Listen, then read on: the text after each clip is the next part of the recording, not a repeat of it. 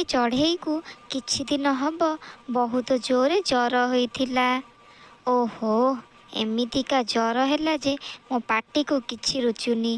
ଯାଏ କିଛି ଗୋଟେ ଆମିଷ ଝୋଳ କରି ଭାତ ଗଣ୍ଡେ ଖାଇଲେ ଭଲ ଲାଗିବ। ହାଟକୁ ଯାଉଛି ଯିବି, ମଟନ ଅଳ୍ପ ଆଣିବି, ତାକୁ ବଢ଼ିଆ କିନା ଆଳୁ ପକେଇକି ଝୋଳ କରିବି।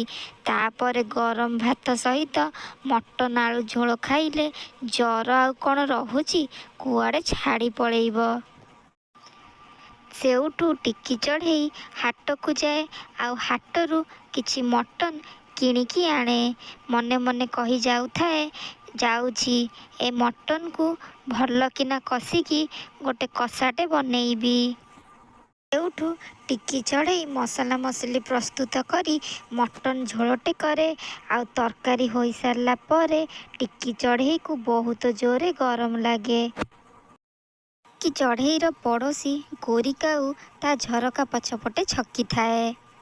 ଓହୋ, ମୁଁ କେତେବେଳୁ ଅପେକ୍ଷା କରିଥିଲି। ଏ ପୋଡ଼ା ମୁହିଁ ଟିକିଟା କୁଆଡ଼େ କେତେବେଳେ ଯାଆନ୍ତା। ଏବେ ସୁଯୋଗ ଜୁଟିଛି। ଟିକି ତ ଚାଲି ଯାଇଛି ନଦୀକୁ ଗାଧୋଇବା ପାଇଁ। ମୁଁ ଯାଏ ସେ ମଟନ ଝୋଳ ନେଇଯିବି।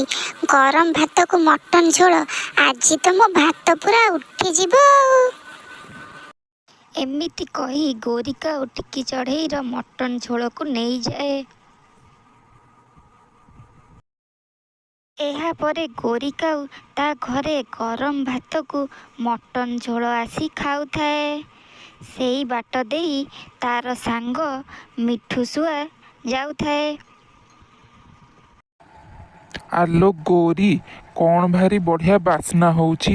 କ'ଣ ଖାଉଛୁ କି? ଦେଖି ଦେଖି କ'ଣ ଖାଉଛୁ? ଗରମ ଭାତକୁ ମଟନ ଝୋଳ ଖାଉଛି। ହଉ ତୁ ଖା, ଆମ ଭାଗ୍ୟରେ କାହିଁ ଆମେ ଜଙ୍ଗଲର ସେଇ ଫଳମୂଳ ଖାଇକି ବଞ୍ଚିବୁ। ହଉ ମୁଁ ଯାଉଛି ଏଠୁ। ଏ ପୋଡ଼ା ମୁହାଁ ମିଟୁ ଯେତେବେଳେ ମୋ ଘରକୁ ଆସିଲା ମୋ ଖାଦ୍ୟରେ ସବୁବେଳେ ନଜର ପକେଇଲା। ମୁଁ ମୋର ଆରାମସେ ଖାଇଦିଏ। ସେପଟେ ଟିକି ଚଢ଼େଇ ଗାଧେଇ ସାରି ଆସି ଦେଖେ ତ ତା ମଟନ ଝୋଳ ଆଉ ନାହିଁ। ସେଠୁ ଟିକି ଚଢ଼େଇ ବହୁତ ମନ ଦୁଃଖ କରେ।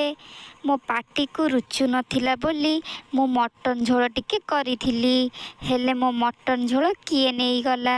ଭୋକରେ ମୋ ପେଟ କ'ଣ ହେଇଗଲାଣି। ମୁଁ ଏବେ କ'ଣ ଖାଇବି? ଯାହାହେଲେ ତ ମୋତେ କିଛି ଖାଇବାକୁ ପଡ଼ିବ। ଯାଏ ସେ ପରିବାରୁ କିଛି ଆଳୁ ଆଣି ଆଳୁ ଭଜା କରି ଖାଇବି। ଉଠୁ ଟିକି ଚଢ଼େଇ ତା ପାଖରେ ଯେଉଁ ଆଳୁ ଥିଲା ଆଳୁ ଭଜା ବନେଇଲା। ବହୁତ କଷ୍ଟରେ ଟିକି ଚଢ଼େଇ ଭାତ ଆଉ ଆଳୁ ଭଜା ଖାଇଲା। ଛାଡ଼ିବିନି, ମୋ ମଟନ ଝୋଳ ଯିଏ ଖାଇଛି ତାକୁ ମୁଁ ଛାଡ଼ିବିନି। ଯାଉଛି ପଞ୍ଚାୟତ ଡାକିବି, ୟାର ଗୋଟେ ଫଇସଲା ହବ। ସେଇଠୁ ଟିକି ଚଢ଼େଇ ସବୁ ପକ୍ଷୀମାନଙ୍କୁ ଗୋଟି ଗୋଟି କରି ଡାକେ। ଜଙ୍ଗଲରେ ଟିକି ଚଢ଼େଇକୁ ନ୍ୟାୟ ଦେବା ପାଇଁ ଗୋଟିଏ ପଞ୍ଚାୟତ ବସେ। ଏଥର ପଞ୍ଚାୟତ ମୋ ପ୍ରତି ନ୍ୟାୟ କର। ମୁଁ ଜରୁଆ ପାଟିରେ ମଟନ ଝୋଳ ଖାଇବାକୁ କେତେ କଷ୍ଟରେ ହାଟକୁ ଯାଇଥିଲି। ହାଟରୁ ମଟନ କିଣିକି ଆଣିଲି, ଆଉ ତାକୁ ରାନ୍ଧି ବାଢ଼ି ଗାଧେଇବାକୁ ଯାଇଥିଲି। ଆସି ଦେଖେ ତ ମୋ ମଟନ ଝୋଳ ଆଉ ନାହିଁ। ମୋ ମଟନ ଝୋଳ କିଏ ଖାଇଛି? ଯିଏ ବି ଖାଇଛି ତୁମେ ତାକୁ ଦଣ୍ଡ ଦିଅ। ହଁ ହଁ, ଦଣ୍ଡ ମିଳିବ, ନିହାତି ଦଣ୍ଡ ମିଳିବ। ହେଲେ ଟିକି, ତୁ କାହା ଉପରେ ଡାଉଟ୍ କରୁଛୁ ତୋର ମଟନ ଝୋଳ କିଏ ଖାଇଥିବ ବୋଲି? ମୋତେ ତ ସନ୍ଦେହ ଗୋରିକା ଉପରେ ହେଉଛି, କାରଣ ତା ଘର ଦେଇ ଗଲାବେଳେ ମୋତେ ମଟନ ଝୋଳର ବାସ୍ନା ଆସୁଥିଲା। ଆଉ ସେ ବି ମୋ ପାଖ ପଡ଼ୋଶୀ। ସେଇଠୁ ମିଠୁ ବି ବୁଝିପାରେ ସେଦିନ ଗୋରିକା ଆଉ ଟିକିର ମଟନ ଝୋଳ ଖାଉଥିଲା। ସେ ବି ପ୍ରମାଣ ଦିଏ। ଓହୋ, ତାହେଲେ ସେଦିନ ସେଇଟା ତୋ ମଟନ ଝୋଳ ଥିଲା। ତମ ଘର ଦେଇ ଯାଉଥିଲି, ଗୋରି ମଟନ ଝୋଳ ଖାଉଥିଲା। ଗୋରି ମଟନ ଖାଉଥିବାର ମୁଁ ବି ଦେଖିଛି। ସେ ତ ଆଜି ହାଟକୁ ବି ଆସିନି। ସେ କୋଉଠୁ ମଟନ ଆଳୁ କିଣିଲା ଯେ ସେ ମଟନ ଝୋଳ କରି ଖାଇବ?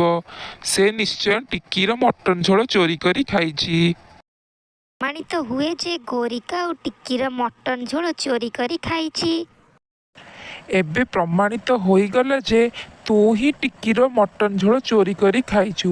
ସେଥିପାଇଁ ତୁ ଟିକିକୁ ତା ମଟନ ଝୋଳର ପଇସା ଦେବୁ। ତୁ ତା ଜରୁଆ ପାଟିରୁ ମଟନ ଝୋଳ ଛଡ଼େଇକି ଖାଇଥିବାରୁ ତତେ ତା ଘରେ 2 ମାସ ଖଟିବାକୁ ପଡ଼ିବ। ତେବେ ଯାଇ ଏମିତି କାମ ଜଙ୍ଗଲରେ କେହି କରିବେନି। ତତେ ଦଣ୍ଡ ମିଳିଲେ ଅନ୍ୟମାନେ ଏଥିରୁ ନିହାତି ଶିଖିବେ।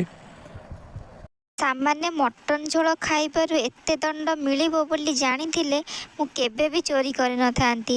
ଏମିତି କହି ଗୋରିକାଉ ତା ଭୁଲ ବୁଝିପାରି ବହୁତ ମନ ଦୁଃଖ କଲା। ଆଉ ଗୋରିକାଉକୁ ଉଚିତ ଦଣ୍ଡ ମିଳିଲା। ଏହିଭଳି ଭାବରେ ଟିକିକୁ ପଞ୍ଚାୟତରେ ନ୍ୟାୟ ମିଳିଲା।